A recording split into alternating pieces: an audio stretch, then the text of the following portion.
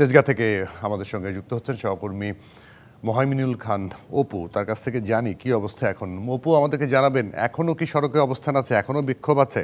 রাস্তা তো মনে হচ্ছে না এখনো যান চলাচল স্বাভাবিক হয়েছে।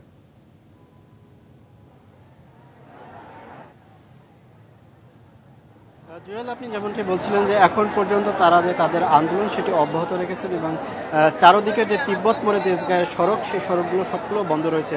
তাদের সাথে আমাদের কথা হয়েছে যখন আমরা দুপুর 2টা নাগাদ এখানে এসেছিলাম, ঠিক 4 ঘন্টা ধরে তাদের এই আন্দোলন চলছে। তখন তারা আমাদেরকে যেটি বলেছেন যে মহানবী হজরত মুহাম্মদ সাল্লাল্লাহু আলাইহি ওয়াসাল্লামকে নিয়ে এই কোহিনুর কেমিক্যালস কসমেটিক্সের যে কারখানা, এই কারখানার একজন ঊর্ধ্বতন কর্মকর্তা তিনি কিন্তু মহানবী হযরত মুহাম্মদ সাল্লাল্লাহু আলাইহি ওয়াসাল্লামকে নিয়ে কটূক্তি করেন। সেই কটূক্তির প্রেক্ষিতেই কিন্তু এখানে এই কারখানায় প্রায় 1000 খানেক শ্রমিক তারা কিন্তু দুপুর 2টা থেকে এই তেজগাঁর সবগুলো সড়ক বন্ধ করে তারা কিন্তু তাদের আন্দোলন চালিয়ে যাচ্ছেন।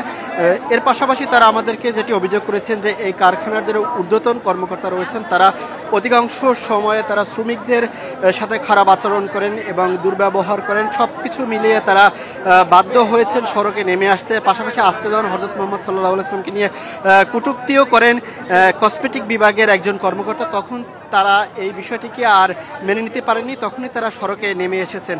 তো এই যখন দুপুর 2টা নাগাদ থেকে তারা সড়ক অবরোধ করে আন্দোলন করছেন, এখানে কিন্তু পুলিশের উপস্থিতি রয়েছে দুপুর 2টা থেকে, পাশাপাশি সেনাবাহিনীর।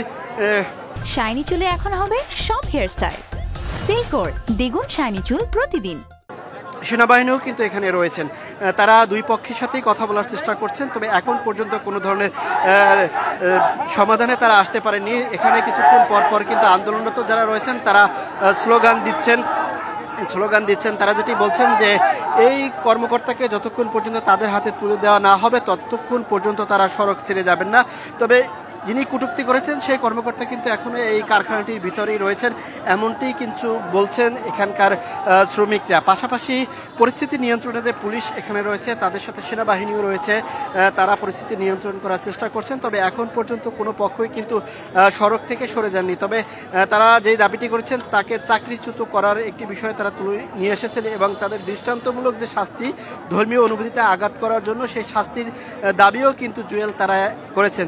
তবে এর প্রেক্ষিতে কিন্তু এই তেজগাঁয়ের তিব্বত মোড়ে সড়কের যে কয়টি সড়ক রয়েছে সব সড়কগুলোই কিন্তু গাড়ি চলাচল বন্ধ রয়েছে। সেতে 4 ঘন্টা ধরে সীমাহীন দুর্ভোগে পড়েছেন রাজধানীর সাধারণ যাত্রী সহ চালক হেল্পাররা। তারা কখন নাগাদ এখান থেকে গাড়িগুলো ছাড়তে পারবেন সেটি তারা নিশ্চয়ই করে বলতে পারছে না। তবে মহাখালী থেকে তেজগাঁমুখী যে সকল গাড়ি আসছে সেগুলো কিন্তু আবার ইউটার্ন নিয়ে মহাখালীর দিকে এখান থেকে চলে যাচ্ছেন।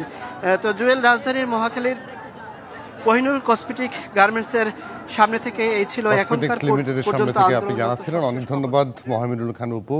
থাকবেন অবশ্যই, পরবর্তীতে আবারও আপনার কাছ থেকে আপডেট নেওয়ার চেষ্টা করবো আমরা।